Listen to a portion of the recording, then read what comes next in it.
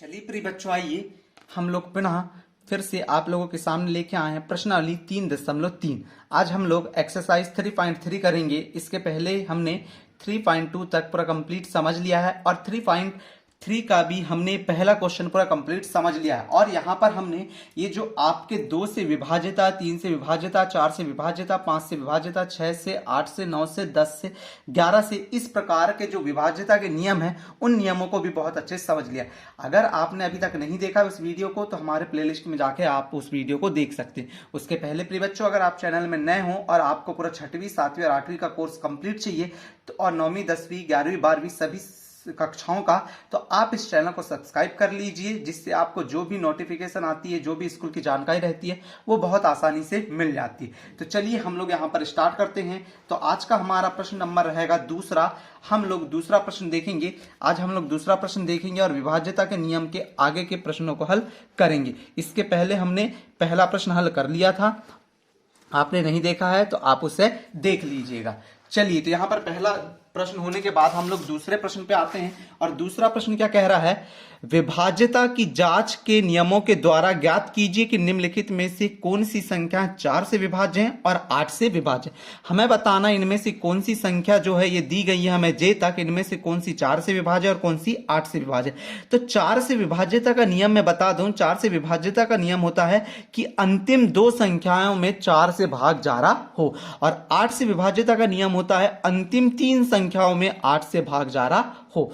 तो यहां पर ध्यान से देखिए, हम लोग हल करते हैं। पहला प्रश्न हल करते हैं। तो पहला प्रश्न क्या है? देखिए, क्वेश्चन नंबर यहां पर हमारा है दूसरा का पहला।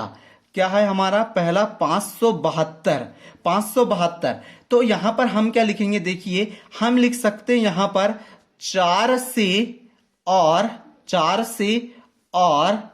8 से विभाज्य।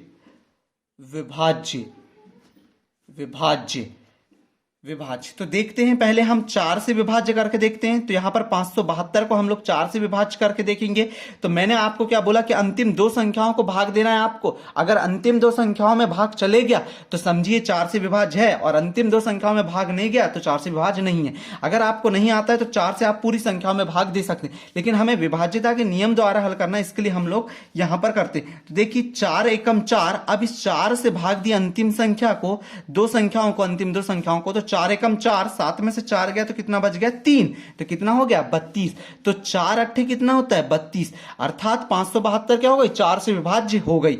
अब 572 को हम लोग किससे विभाज्य करके देखेंगे? 8 से। 8 से विभाज्य करके देखते हैं। 8 एकम 8। अब 3 संख्याओं में देना तो 3 ही संख्या है, तो तीनों में देते हैं। 8 एकम 8। अब 8 का पहाड़ा ऐसा पढ़ना है हमें कि 57 से ना बढ़े। तो 8 एकम 8, 8 दूनी 16, 8 त्रिक 24, 8 चौके 32, 8 पंचे 40, 8 छिंग 48, 8 ही 7 कितना होता है? 56 होता है। 8 ही 7 56। यहां पर बचा कितना? 1। 8 एकम 8। क्या भाग जा रहा है? क्या पूरा पूरा नहीं जा रहा है, अर्थात हम इससे भाग नहीं दे सकते। तो हम लोग यहां पर क्या लिख सकते हैं? यहां पर हम लोग लिख सकते हैं 572 संख्या 4 से विभाज्य है। 4 से विभाज्य है, परंतु 8 से नहीं है। 8 से नहीं है। इस प्रकार से आप इस प्रश्न का उत्तर लिख लीजिएगा। आपको समझ आ गया होगा, उम्मीद है, बहुत अच्छे तरीके से। हमें क्या करना है? अंतिम 2 संख्याओं में भाग देना। 4 की विभाज्यता का नियम ही होता है कि अंतिम 2 संख्याओं से भाग दीजिए। अगर अंतिम 2 संख्याओं में भाग जाता है तो 4 से विभाज्य है। और 8 से विभाज्यता का नियम है अंतिम 3 संख्याओं में भाग दीजिए। अगर अंतिम 3 संख्याओं में भाग चले गया तो वो 8 से विभाज्य होगी। तो यहां पर 8 से विभाज्य नहीं है, क्योंकि यहां पर शेष कितना बच रहा है? यहां पर शेष कितना बच गया था? यहां पर शेष बच गया था हमारा 5 बच गया था, इसके लिए विभाज्य नहीं है। यहां पर शेष कितना बच गया था? यहां पर शेष बच गया था 0, इसके लिए क्या थी? विभाज्य थी। इस प्रकार से आप इस प्रश्न को कर लीजिएगा। दूसरा प्रश्न देखिए, यहां पर है 7,26,352। यहां पर अब हम लोग अगला प्रश्न देखते हैं। अगला प्रश्न क्या है हमारा?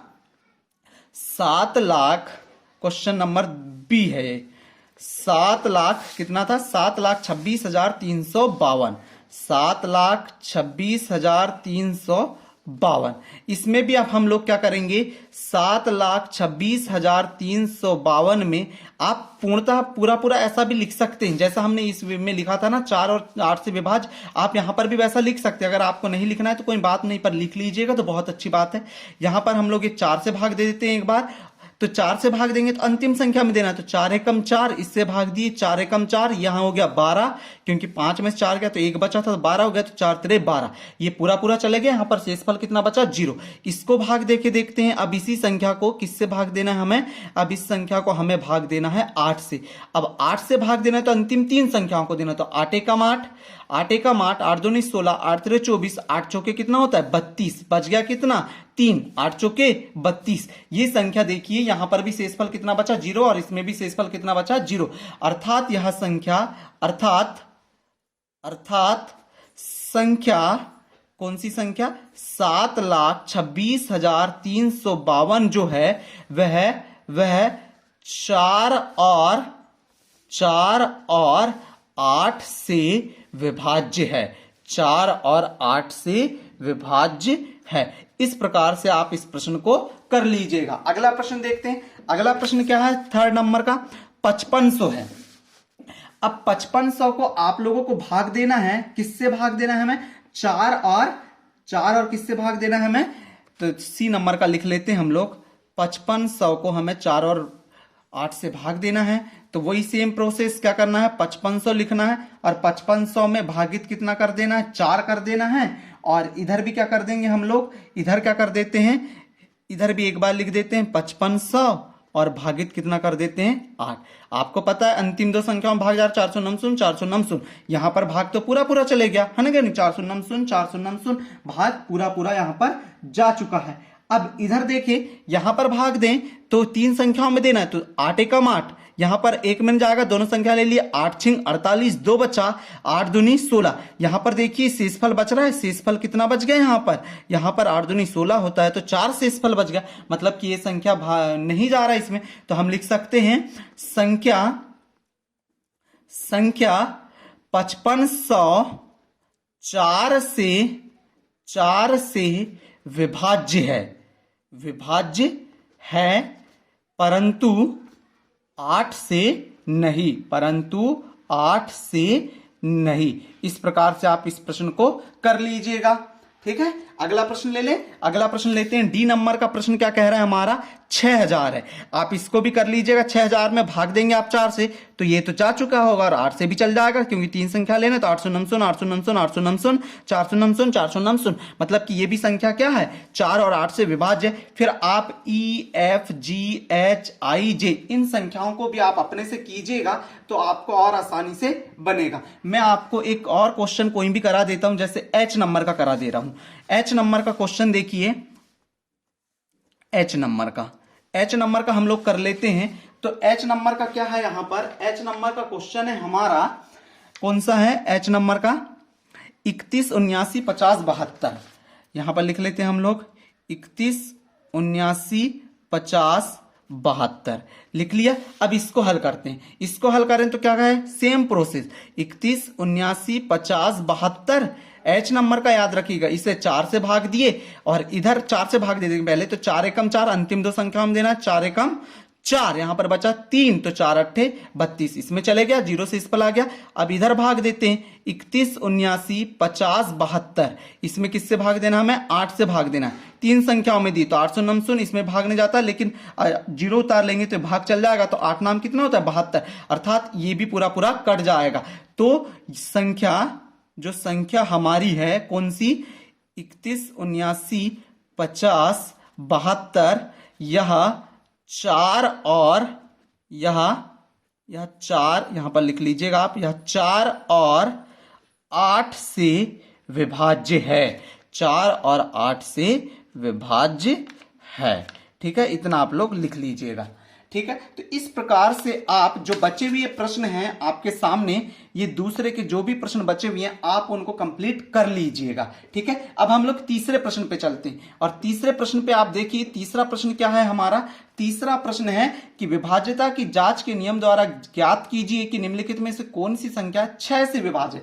6 से विभाज्यता का नियम आपको पहले पता होना चाहिए। 6 से विभाज्यता का नियम क्या होता है कि जो संख्या में 2 और 3 से भाग चले जाए वह संख्या 6 से विभाज्य होगी। तो यहां पर हम लोग करके देखते हैं, 6 से विभाज्यता के नियम के द्वारा हल करते हैं। तो यहां पर देखिए हम लोग प्रश्न लेते हैं हमारा पहले नंबर का, क्वेश्चन नंबर तीसरे का पहला। क्वेश्चन नंबर तीसरे का पहला क्या है? तीसरे का पहला है 2,97,144। 2,97,144। अब इस संख्या को बताना है कि ये 6 से विभाज्य है या नहीं। मैंने अभी आपको बोला कि अगर कोई संख्या 2 और 3 से विभाज्य होती है तो वह 6 से भी विभाज्य होती है। अर्थात हमें करना क्या है, 2,97,144 को सबसे पहले 2 से भाग देना है। उसके बाद जब भाग दे देंगे तो इधर हमें 2,97,144 को एक बार 3 से भाग देना है।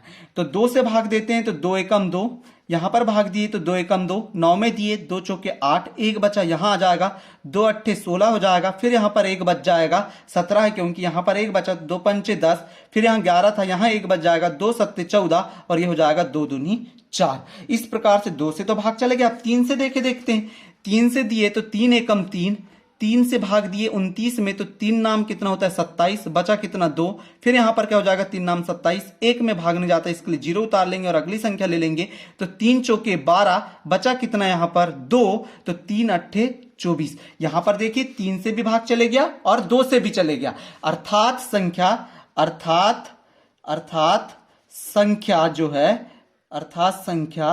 6 से विभाज्य है क्योंकि 2 और 3 से चले गया। विभाज्यता का नियम ही क्या कहता है 6 वाला, कि 2 और 3 से अगर भाग चले जाता है तो वह 6 से विभाज्य है। ठीक है, इस प्रकार से इस प्रश्न को भी हमने हल कर लिया। अब तीसरा का दूसरा भी देख लेते हैं, आप लोगों को और एक समझा देते हैं जिससे कि और आसानी से समझ आ जाए।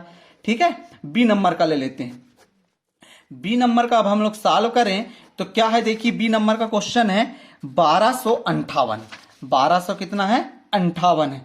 तो ये 1258 को हम लोग क्या करेंगे, एक बार 1258 को हम लोग 2 से भाग दे देंगे और एक बार 1258 को हम लोग 3 से भाग दे देंगे। आपको ऐसा भाग आता हो तो ठीक, नहीं तो अगर आपको इस प्रकार का भी भाग आता है तो आप इस प्रकार का भी भाग दे सकते हैं। ठीक है प्रिय बच्चों, तो यहां हम लोग देते हैं इस प्रकार से, तो 2 एकम 2, 2 छिंग 12, 2 दूनी 4, यहां पर बचा 1, 2 इनाम 18।